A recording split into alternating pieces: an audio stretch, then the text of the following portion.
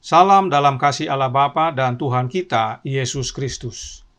Baru-baru ini, Gereja Masei Advent Hari ke-7 Daerah Misi Papua mengeluarkan surat yang ditujukan kepada pendeta wilayah, pendeta jemaat, ketua-ketua jemaat, majelis jemaat, dan seluruh anggota Gereja Masehi Advent Hari ke-7 di daerah Misi Papua.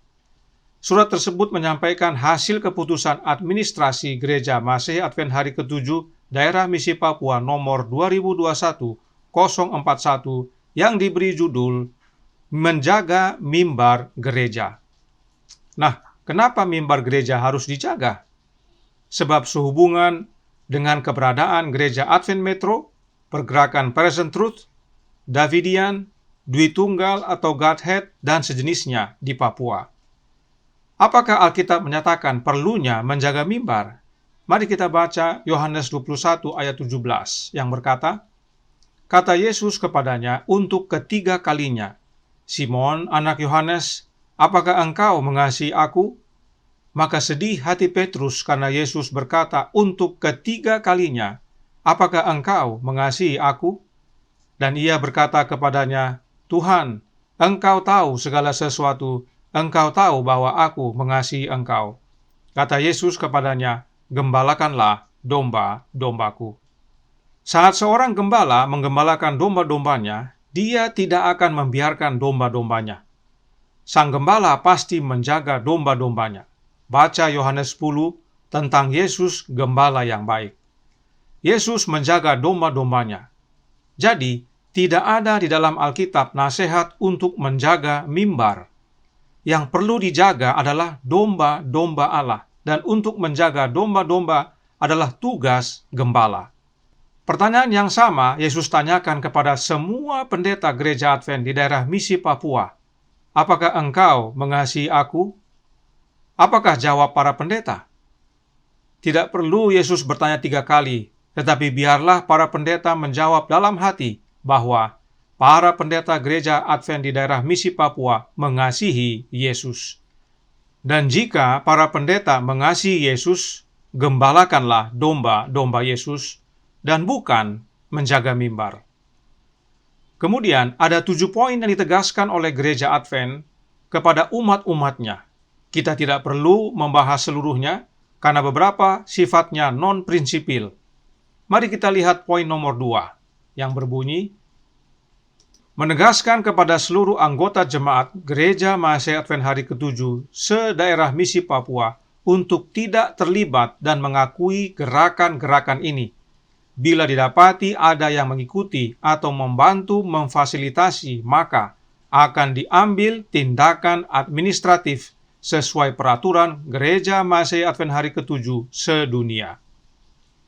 Terus terang, kami prihatin saat membaca penegasan ini. Kenapa? Karena ini bukti bahwa Gereja Masei Advent Hari ke-7 sudah ketakutan dan hampir putus asa. Hanya orang atau organisasi yang ketakutan dan atau putus asa yang melakukan tindakan seperti ini. Gereja Masei Advent Hari ke-7 sepertinya sudah tidak tahu lagi untuk berbuat apa. Sehingga langkah yang mereka ambil adalah menekan dan mengancam domba-domba Allah. Adakah ini ajaran Alkitab? Tentu tidak. Alkitab berkata dalam 1 Petrus 5 ayat 2, gembalakanlah kawanan domba Allah yang ada padamu, jangan dengan paksa, tetapi dengan sukarela sesuai dengan kehendak Allah, dan jangan karena mau mencari keuntungan, tetapi dengan pengabdian diri. Tidak ada dalam Alkitab nasihat untuk mengembalakan domba-domba Allah dengan paksa, atau dengan tekanan dan bahkan ancaman. Tidak ada. Alkitab berkata bahwa dalam menggembalakan domba-domba Allah dengan sukarela sesuai dengan kehendak Allah. Gereja Advent harus menggembalakan domba-domba Allah sesuai dengan kehendak Allah dan bukan sesuai dengan kehendak manusia. Nah, perhatikan dalam ayat 3, Petrus melanjutkan. 1 Petrus 5 ayat 3, janganlah kamu berbuat seolah-olah kamu mau memerintah atas mereka yang dipercayakan kepadamu, tetapi hendaklah kamu menjadi teladan bagi kawanan domba itu.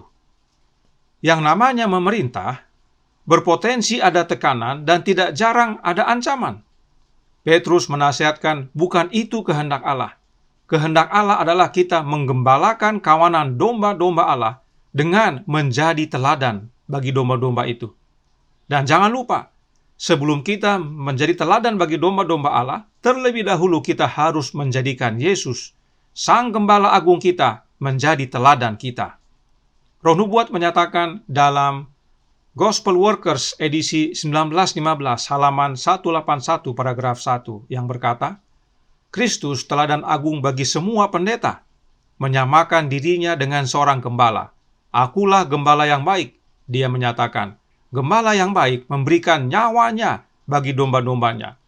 Akulah gembala yang baik dan aku mengenal domba-dombaku, dan domba-dombaku mengenal aku. Sama seperti Bapa mengenal aku, dan aku mengenal Bapa. Dan aku memberikan nyawaku bagi domba-dombaku. Yohanes 10 ayat 11 dan ayat 14 serta 15. Gembala yang baik memberikan nyawanya kepada domba-dombanya. Gembala yang baik bukan menekan dan mengancam domba-domba. Bahkan, gembala-gembala gereja Advent sekarang ini tidak segan-segan lagi memecat domba-domba Allah, yang mana Kristus telah rela serahkan nyawanya untuk mereka. Dan karena sudah ketakutan dalam memecat pun, sudah tidak lagi mengikuti peraturan gereja Advent sedunia. Bagi yang belum mengetahui peraturan pemecatan dalam gereja, berikut cuplikannya dari peraturan jemaat edisi ke-18. Kita baca halaman 87-88. Hak-hak asasi anggota jemaat.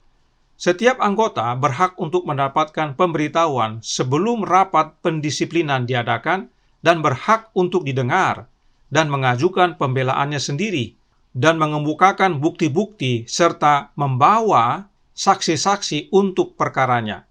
Jemaat tidak boleh memungut suara untuk memecat seorang anggota apabila ia tidak diberikan hak itu dan dia mau menggunakan hak itu. Pemberitahuan tertulis harus diberikan sedikitnya 2 minggu sebelum konferensi jemaat dan termasuk alasan-alasan pendisiplinan. Dalam semua proses pemecatan yang kami alami, peraturan ini tidak diberlakukan. Mereka yang dipecat tidak menerima pemberitahuan yang katanya sedikitnya 2 minggu sebelum konferensi jemaat. Sebab yang berhak memecat adalah konferensi jemaat dan bukan majelis jemaat.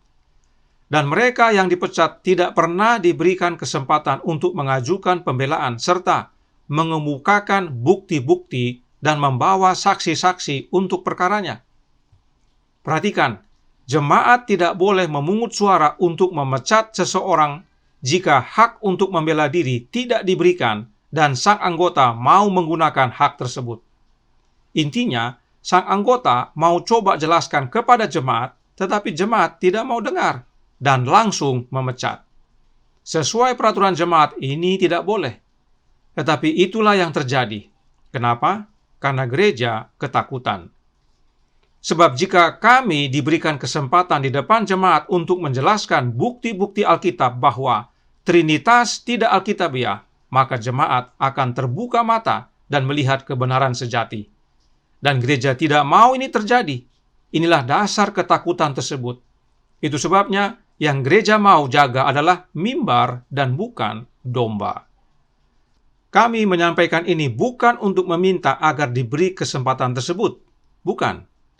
Kami sudah siap dipecat dan itu saya sudah sampaikan di mimbar dalam khotbah di bulan Januari 2017.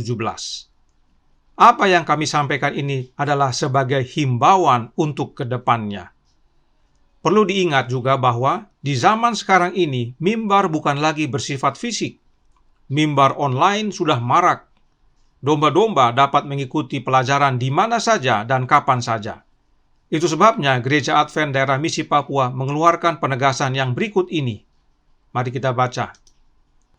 Gereja Advent menyadari adanya mimbar online, karenanya poin kelima menyatakan agar anggota Gereja Advent untuk tidak menerima atau menolak atau tidak memberi kesempatan sedikit pun kepada pergerakan yang disebutkan dalam surat tersebut untuk menyampaikan pendapat, pandangan, dan paham mereka di hadapan jemaat atau menggunakan mimbar jemaat atau media sosial jemaat dan fasilitas gereja. Kemudian poin ke-6 berkata, tidak memasukkan ke dalam grup-grup online jemaat seperti WhatsApp, Facebook, dan lainnya, dan tidak mengizinkan mereka, yaitu pergerakan yang disebutkan dalam surat, untuk menggunakan grup-grup ini dalam memasukkan pandangan, ide, pendapat, dan paham mereka. Perhatikan, dikatakan, bila mereka didapati memasukkan pandangan, ide, pendapat, dan paham mereka ke grup-grup online jemaat, maka dimintakan untuk mengeluarkan atau memblok oknum-oknum tersebut atau nama tersebut dari WhatsApp, Facebook, dan lainnya. Dengan kata lain, pemecatan online. Jadi, bukan hanya tekan dan mengancam domba-domba sendiri, tetapi juga pecat domba meski secara online. Roh seperti ini dijamin bukan dari Yesus. Sang Gembala Agung kita, Yesus Kristus, adalah gembala yang baik, menyerahkan nyawanya bagi domba-dombanya, dan menggembalakan bukan dengan paksa, tetapi sesuai kehendak Allah, yaitu Bapanya. Nah, bersama ini, kami juga menegaskan bahwa kami bukan dari Gereja Advent Metro. Kami bukan Davidian. Kami juga bukan Present Truth. Dan kami juga bukan Dwi Tunggal atau Dwinitas. Bukan. Kami bukan semuanya itu.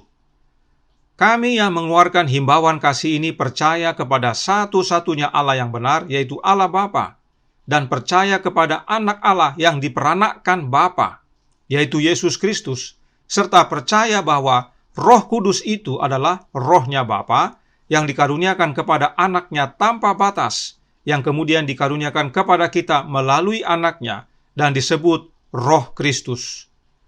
Itu sebabnya Paulus menuliskan, dan karena kamu adalah anak, maka Allah telah menyuruh Roh Anaknya ke dalam hati kita yang berseru, Ya Aba, Ya Bapa.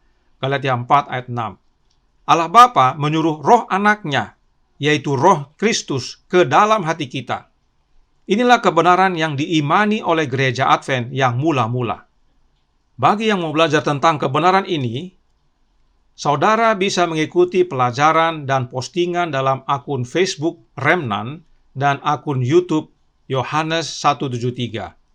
Ada banyak pelajaran dan renungan pagi yang dapat saudara ikuti dan pelajari di sana. Dan jika rindu untuk bergabung dalam grup WhatsApp kami atau mengikuti ibadah Zoom kami, bisa hubungi kami melalui alamat email yang kami tampilkan di layar.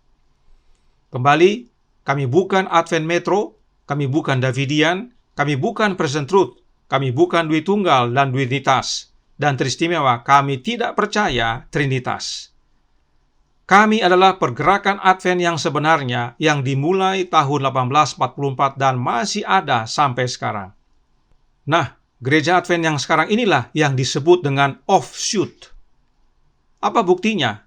Mari lihat penjelasan singkat berikut ini. Inilah offshoot. Kamus Cambridge menyatakan offshoot itu adalah sesuatu yang telah berkembang dari sesuatu yang lebih besar yang sudah ada. Ya, ingat ini, yang sudah ada. Jadi dia muncul dari yang sudah ada. Kemudian yang kedua, Kamus Webster mengartikan cabang atau turunan atau anggota atau bonggol. Inilah Trinitas dalam Gereja Advent.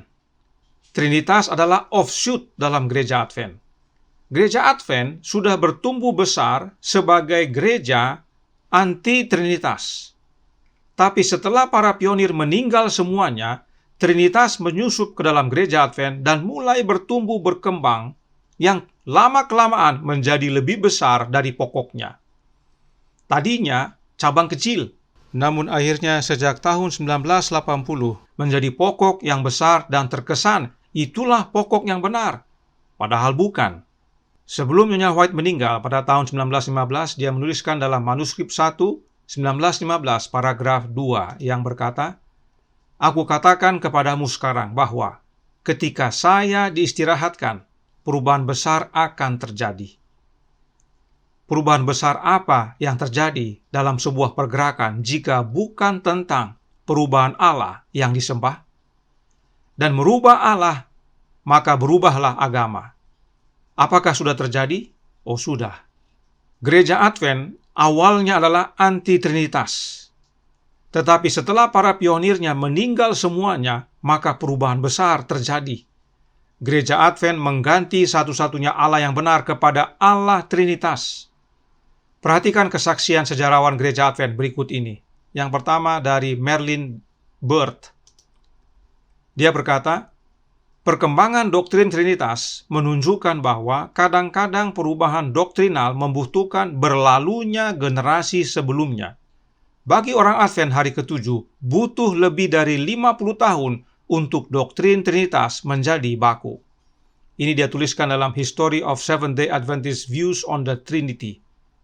Jadi, menurut sejarawan Gereja Advent, lebih dari 50 tahun para pionir kita, termasuk Nyonya White, tidak percaya Trinitas. Dan sesuai perkataan Merlin, membutuhkan berlalunya mereka atau kematian para pionir untuk akhirnya Gereja Advent menerima doktrin Trinitas. Inilah yang Merlin sampaikan. Inilah kegenapan perkataan Nyonya White sebelum dia meninggal, bahwa akan ada perubahan besar setelah dia meninggal, dan terbukti. Selanjutnya, George Knight berkata dalam bukunya Lest We Forget, halaman 288 paragraf pertama. Ini menjadi kejutan bagi banyak orang Advent di zaman ini bahwa sebagian besar pendiri denominasi tidak dapat bergabung dengan gereja ini jika mereka harus menyetujui 28 doktrin. Untuk lebih spesifik, mereka akan menolak doktrin nomor 2 tentang Trinitas karena mereka anti-Trinitas. Mereka akan menolak nomor 4 tentang anak karena mereka menganggap bahwa anak tidak kekal. Dan mereka akan menolak nomor 5 tentang Roh Kudus karena bagi mereka roh adalah kuasa dibandingkan oknum. Dengan kata lain, jika para pionir gereja Advent masih ada sekarang ini, maka mereka tidak akan bergabung dengan gereja Advent yang sekarang ini. Kenapa? Karena para pionir gereja Advent tidak percaya Trinitas. George Knight benar tentang doktrin nomor 2 dan doktrin nomor 5, tetapi dia salah untuk nomor 4. Para pionir percaya bahwa Yesus adalah anak Allah yang kekal karena lahir dari Bapa yang kekal di masa kekekalan. Silahkan ikuti pelajaran-pelajaran dalam channel YouTube kami, Yohanes 173. Bisa lihat saudaraku dalam Tuhan, doktrin Trinitas sudah mengubah gereja Advent. Sampai-sampai, katanya George Knight, kalau para pionir masih ada, mereka tidak dapat bergabung dengan gereja Advent yang mereka sendiri adalah pendirinya. Inilah sebabnya Trinitas itu adalah offshoot di dalam gereja Advent. Bukan itu awalnya. Karenanya saudaraku dalam Tuhan dan para pendeta gereja Advent sekalian, seperti dalam Alkitab, Musa, Yosua, Elia, Yesaya, Yeremia, Yeskiel, Hosea, Yesus, anak Allah, bahkan sampai kepada Yohanes yang kekasih. Semuanya memanggil umat Allah untuk kembali menyembah Allah yang benar, yaitu Allah Bapa, dan hanya melalui satu jalan, yaitu anaknya yang tunggal, Yesus Kristus. Itulah doktrin Ka'bah. Hanya ada satu jalan kepada Bapa, yaitu anak domba Allah, imam besar kita, Yesus Kristus.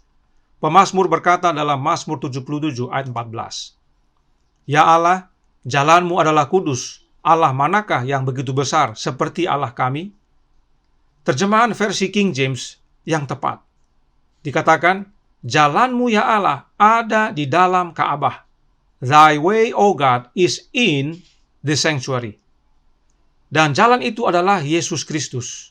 Yesus berkata, tidak ada seorang pun yang datang kepada Bapa kalau tidak melalui aku. Yohanes 14 ayat 6. Inilah doktrin Ka'bah yang benar dan langsung berhubungan dengan pekabaran malaikat pertama. Dan meski kami bukan nabi, namun inilah pekabaran kami. Kami memanggil seluruh umat gereja Mahasiswa Advent hari ke-7 di mana saja, tidak hanya di Papua, tetapi di seluruh Indonesia, untuk kembali menyembah satu-satunya Allah yang benar, yaitu Allah Bapa, dan menyembahnya dalam roh dan kebenaran, yaitu Yesus Kristus. Sebab Yesus adalah roh yang menghidupkan, 1 Korintus 15 ayat 45, Yesuslah sang penghibur atau Parakletos, Yohanes 14 ayat 16 dan 17, dan 1 Yohanes 2 ayat 1, serta Yesuslah kebenaran, Yohanes 14 ayat 6. Itu sebabnya tidak ada niatan kami untuk membentuk suatu organisasi yang baru atau membuat gereja baru. Tidak ada. Meski sudah dipecat, kami tetap Advent yang sejati. Dan meski banyak tantangan, namun sebagaimana para pendahulu kami, kebenaran ini tetap kami kabarkan, bagaimanapun caranya. Sebab tidak ada yang mustahil bagi Allah, dan selalu ada jalan untuk mengabarkan kebenaran yang Alkitabiah ini. Nah, mengapa kami sebut pekabaran ini sebagai himbauan kasih? Karena meski nama kami tercantum dalam daftar nama-nama yang dicekal, tetapi hubungan kami dengan Ketua Gereja Masehi Advent Hari ke-7 Daerah Misi Papua, Pendeta Willis Swebu, tetap terjalin dengan baik. Foto ini kami ambil baru-baru ini, tanggal 28 Maret 2021 di Timika. Saya dan istri berfoto bersama dengan Pendeta Willis Swebu, Ketua Daerah Misi Papua. Kami tidak masalah nama kami dicantumkan dalam surat tersebut. Bagi kami itu adalah latihan masa kepicikan. Ini adalah masalah kerohanian, karenanya harus dihadapi dengan kerohanian. Jangan bawa kerohanian ke dalam ranah hukum. Kerohanian akan hilang di ranah hukum. Lebih baik kita banyak berdoa dan berserah, karena Gembala kita yang agung, Yesus Kristus, tidak pernah meninggalkan kita. Yesus telah berjanji, "Aku menyertai kamu senantiasa sampai kepada akhir zaman." Bagaimana caranya? Melalui kehadiran Roh-Nya, yaitu Roh-Nya Kristus. Baca Kerinduan Segala Zaman, buku pertama, halaman 166, paragraf 3. Dan meski dicekal, masih tetap ada umat-umat gereja Advent yang sekarang ini mau datang belajar tentang kebenaran ini. Dan untuk itu kami puji Tuhan. Inilah pengalaman jemaat mula-mula. Karenanya bersama ini kami menghimbau agar Gereja Masehi Advent Hari ke-7 kembali kepada satu-satunya Allah yang benar, yaitu Allah Bapa, melalui satu jalan, yaitu Anak-Nya yang tunggal, yang Bapa peranakan, Yesus Kristus, dan tinggalkan Trinitas. Serta kami juga menghimbau agar Gereja Masehi Advent Hari ke-7 untuk menjadikan Yesus teladan penggembalaan. Yesus tidak pernah memaksa, mengancam, dan menekan domba-dombanya. Yesus tidak pernah pecat domba-dombanya. Yesus malah menyerahkan nyawanya bagi domba-dombanya. Dan sebagai penutup, Yesus berkata dalam Yohanes 14 ayat 27, "Damai sejahtera kutinggalkan bagimu, damai sejahtera kuberikan kepadamu. Dan apa yang kuberikan tidak seperti yang diberikan oleh dunia kepadamu. Janganlah gelisah dan gentar hatimu." Kemudian Yohanes 8 ayat 36, "Jadi apabila anak itu memerdekakan kamu, kamu pun benar-benar merdeka." Yesus Gembala kita yang baik meninggalkan bagi kita damai sejahtera dan kemerdekaan. Karenanya tidak perlu gelisah dan gentar. Dan itulah yang kami rasakan sejak menerima kebenaran ini. Dipecat dan dicekal tidak masalah. Malah kami berbahagia, sebab dengan itu kami boleh merasakan sedikit dari apa yang Yesus alami. Maukah saudara mengalami damai sejahtera dan kemerdekaan yang dari Yesus? Mari bergabung dan belajar bersama kami. Dan undangan ini juga terbuka bagi para pendeta. Jangan sungkan untuk belajar dan jangan takut, sebab kita akan terus belajar sampai masa kekekalan. Demikianlah himbauan kasih ini kami sampaikan. Kiranya ini menjadi berkat dan pembaharuan bagi kita semuanya. Tuhan memberkati, saya bawa dalam nama Yesus. Amin.